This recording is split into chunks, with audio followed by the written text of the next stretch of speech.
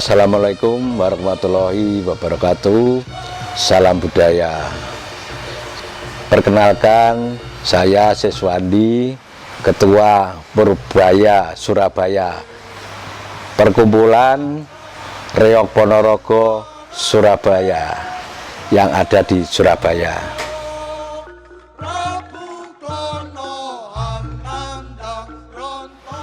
Saya jadi Ketua Purbaya, yaitu yang periode yang ke-8, yaitu tahun 2015.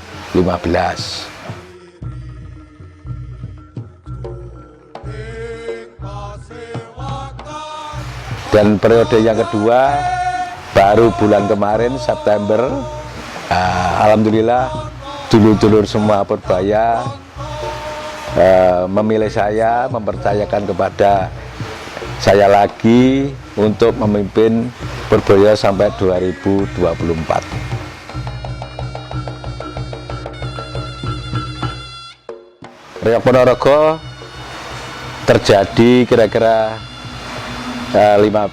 abad ke-15, yaitu bermula dari Kerajaan Kediri yang mempunyai satu putri, punya anak cuma satu putri, yang mengadakan sayembara, yaitu Dewi Songgolangit mengadakan sayembara karena dia satu-satunya putri raja. Akhirnya untuk mencari suami yang sakti, dia akhirnya mengadakan sayembara, yaitu siapapun yang akan melamar Dewi Songgolangit ada beberapa syarat yang harus dipenuhi. Salah satunya adalah pelamar harus membawa 44 pasukan berkuda putih. Yang kedua, membawa tontonan yang tidak ada di jagat raya.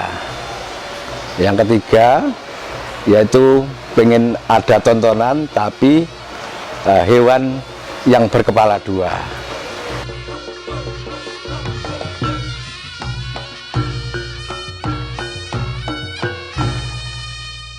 Nah, kecantikan Songgolangit sudah menyebar di seluruh dunia, seluruh Nusantara. Banyak pelamar akhirnya datang ke Kediri, dan termasuk dari Ponorogo, yaitu Klono Sewandono bersama pasukannya. Nah, pasukan Klono Sewandono sudah membawa pasukan berkuda putih juga 44, kemudian menyiapkan juga melatih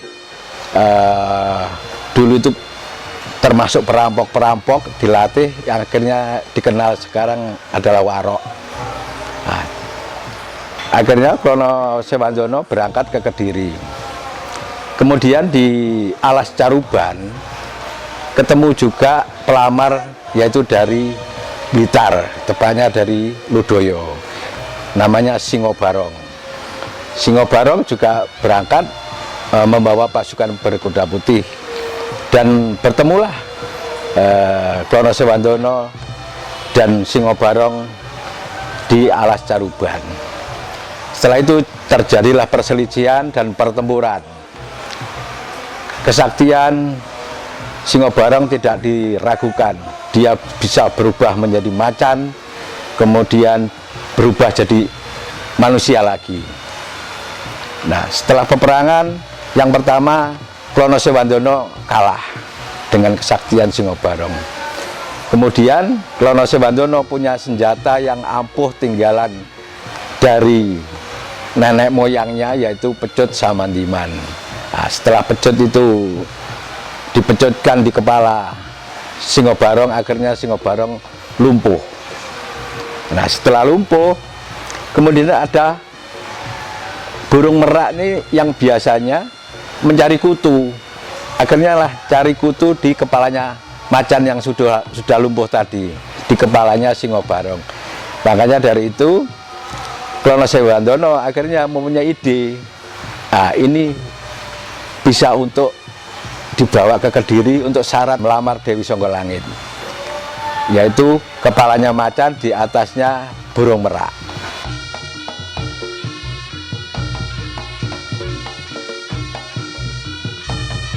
dari perjalanan kemudian ketemu juga Klono Sewandono dan pasukannya, yaitu pasukan dari Blitar juga, di perbatasan dari Kediri, namanya Kolo Srenggi, Celeng Srenggi, yang dikenal sekarang adalah Jaranan.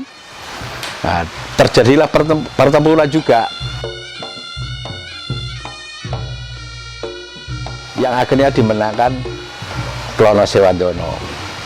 Sudah merasa semua syarat-syarat terpenuhi, akhirnya berangkatlah Klono Sewandono dan pasukannya untuk diserahkan kepada Dewi Songgolangit. Sampai di Kediri, ternyata masih ada satu syarat lagi, karena Klono Sewandono selalu memakai topeng waktu berangkat. Nah, semua sudah diterima, sudah mau terjadi perkawinan. Dewi Songgolangit akhirnya meminta supaya topeng itu dilepas. Nah, inilah dulu ya, ini karena keajaiban dari Tuhan, topeng itu tidak bisa dilepas. Karena apa? Ternyata Klono Sewandono ini masih satu darah dengan Dewi Songgolangit melalui ibu surinya. Nah, karena tidak mau menerima, akhirnya Klono Sewandono adalah marah sekali, dan Dewi Songgolangit melarikan diri ke Mojokerto, tepatnya di Gunung Pucangan, dan akhirnya mukso di situ. Makanya Dewi Songgolangit tetap suci.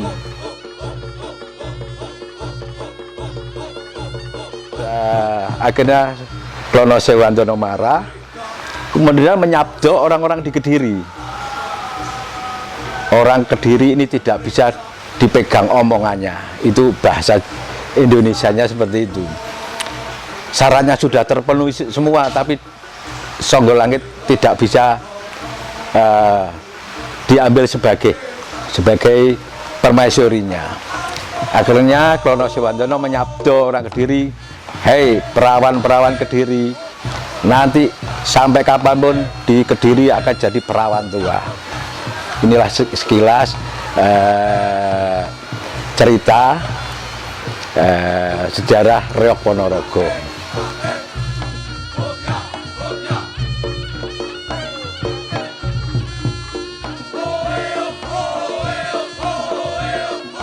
Nah, perlu saya ceritakan sedikit komposisi di Reog itu kan ada satu yang jelas. Kalau yang komplit itu ada Klono Sewandono, itu adalah raja. Kemudian Bujang Ganong, itu yang ganongan, itu adalah patihnya. Kemudian Jadil, biasanya itu Jadil ada 4 atau 6 orang itu kalau di penampilan biasa. Jadil adalah pasukan berkuda putih. Kemudian kalau di festival lebih komplit lagi, yaitu ada Warok Tuwo. Warok Tuwo itu adalah orang yang sudah mempunyai ilmu lebih, yang melatih pasukan-pasukan tersebut. Kemudian Dadak Merak, ya seperti ini, nanti ada dadaknya, ada meraknya. Nah, itu adalah perwujudan dari Singo Barong tersebut.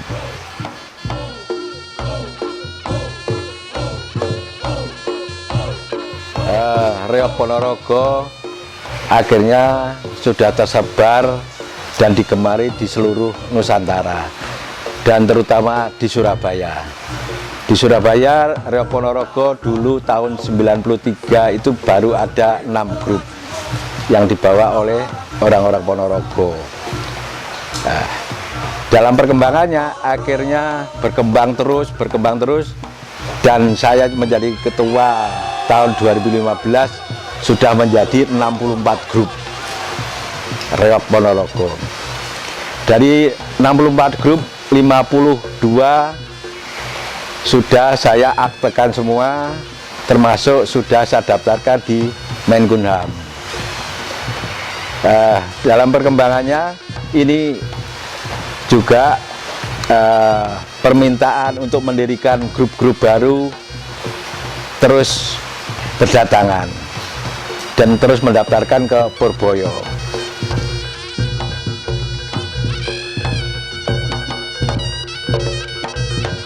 Purboyo sendiri selalu mewakili kota Surabaya dalam festival-festival Jawa Timur maupun nasional. Dan terutama kalau ada tamu-tamu asing, saya terima kasih sekali. Reog Ponorogo selalu ditampilkan, diperkenalkan, dan alhamdulillah tamu-tamu asing sangat-sangat menyukai. Bahkan banyak juga yang ingin mencoba bagaimana ini beratnya. Ini masih kepalanya aja, ini namanya belum pakai dadanya, belum ada bulunya. Ini beratnya sudah hampir 50 kilo, dan ini cara mainnya diangkat dan digigit. Ya, coba bisa dibayangkan sendiri.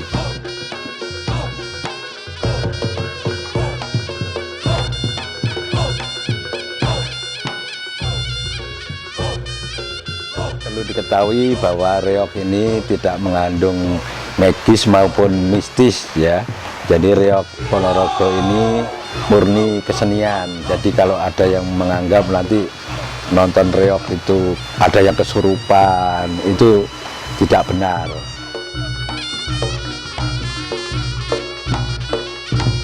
Saya berharap di Surabaya sendiri atau di Pemkot Surabaya itu ada festival reog Ponorogo se-Surabaya, karena di Surabaya ini banyak komunitasnya, ada 64 grup.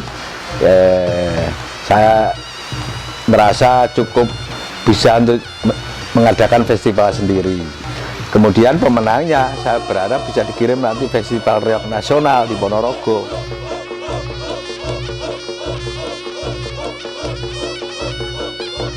Sebelumnya kami ucapkan terima kasih banyak kepada pemerintah kota Surabaya yang selama ini telah membina kami, telah membantu kami, dan peduli kepada seni budaya khususnya reog Ponorogo. Saya terima kasih sekali dengan Bu Risma yang selama ini selama ada tamu asing selalu reog diperkenalkan di depan tamu-tamu asing tersebut. Besar harapan kami pemerintahan yang baru, mungkin Pak Eri Cahyadi, mudah-mudahan nanti juga ini lebih peduli lagi untuk seni dan budaya khususnya reog Ponorogo. Kami berharap juga kepada generasi penerus, anak-anak muda, Bapak Ibu sekalian warga Surabaya, supaya ikut uri-uri budaya kita sendiri. Anak-anak muda jangan malu dengan budaya kita sendiri. Jati diri bangsa ada bagaimana kita mencintai budaya kita sendiri.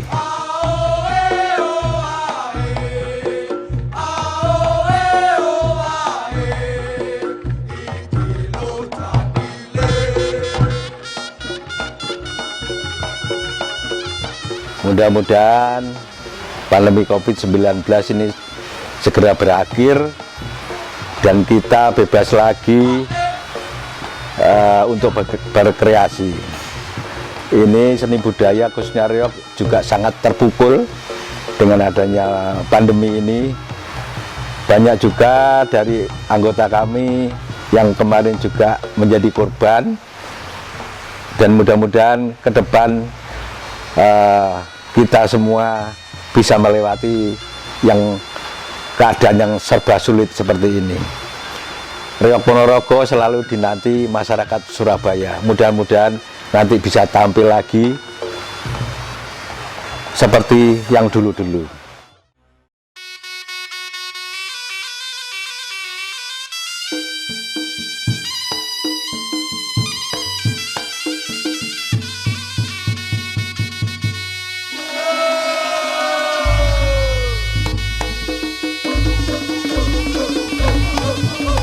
Assalamualaikum warahmatullahi wabarakatuh.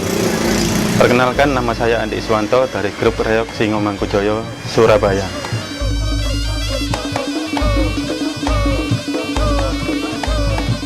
Awal mula berdirinya reog Singo Mangkujoyo ini diawali dengan mbah saya yang dari Ngawi. terus hijrah ke Surabaya. Awal mulanya sebenarnya bukan reog, berdiri dari jaranan, hijrah ke Surabaya. Nah, di Surabaya ini berkembang menjadi kesenian reog Ponorogo. Dan diteruskan, anak pertamanya bernama Mbah Patijoyo. Seiring berjalannya waktu, sampai Mbah Patijoyo meninggal, diteruskan dengan bapak saya, Bapak Sugianto. Reog berkembang pesat sampai saat ini, dan di tahun 2021 almarhum bapak saya meninggal dunia. Diteruskan ke saya sampai saat ini.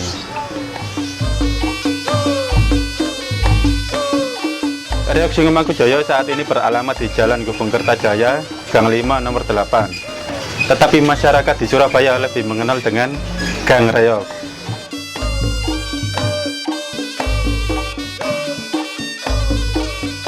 Saat ini Reog Singomangkujoyo tergabung di dalam paguyuban reog-reog Surabaya, yaitu Purboyo Surabaya.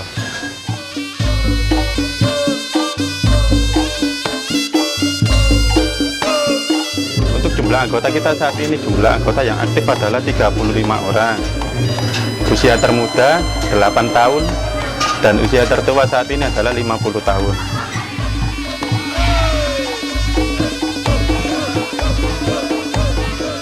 Untuk jadwal latihan kita biasanya seminggu sekali di depan rumah ini, karena kita tidak punya tempat latihan, ya di jalanan depan rumah.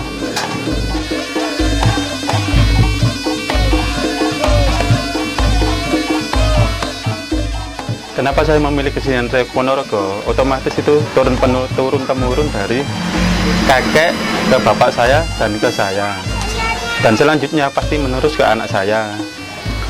Karena yang di rumah ini saya 2 bersaudara, 1 kakak yang kakak TNI AD, dan kebetulan saya yang selalu ikut dengan bapak saya. Jadi otomatis pesan bapak saya disuruh meneruskan reog ini, karena reog ini akan terus berkembang sampai kapanpun.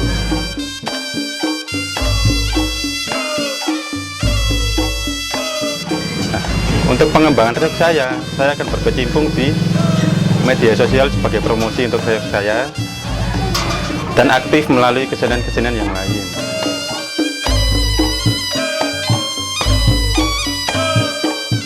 Untuk prestasi Singomangkujoyo tertinggi adalah di tahun 1995.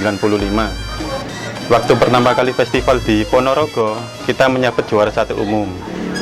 Dan yang terakhir, kita menang festival budaya Piala Adira, itu tahun 2015-an.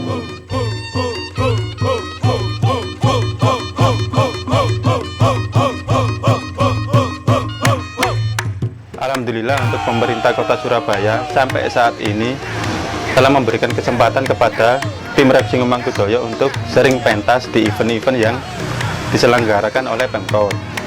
Dan untuk selanjutnya kita lebih berharap untuk aktif kembali setiap 1 minggu sekali di Balai Pemuda untuk menghibur masyarakat di Surabaya ini.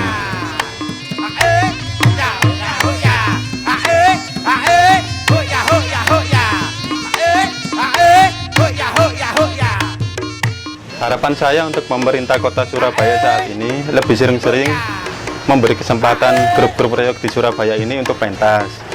Salah satu contohnya di Balai Pemuda, atau mungkin diadakan festival reog di tingkat Surabaya tanpa harus menunggu event di Ponorogo.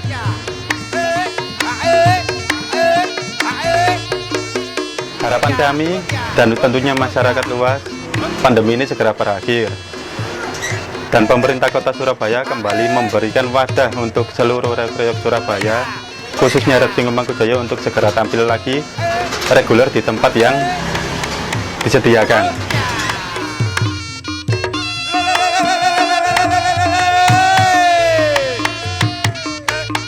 Kami reog Singomangkujoyo mengucapkan banyak terima kasih kepada pemerintah Kota Surabaya karena telah melibatkan kami di event-event yang diselenggarakan oleh Pemkot Surabaya, seperti di Jalan Tunjungan dan acara-acara virtual lainnya.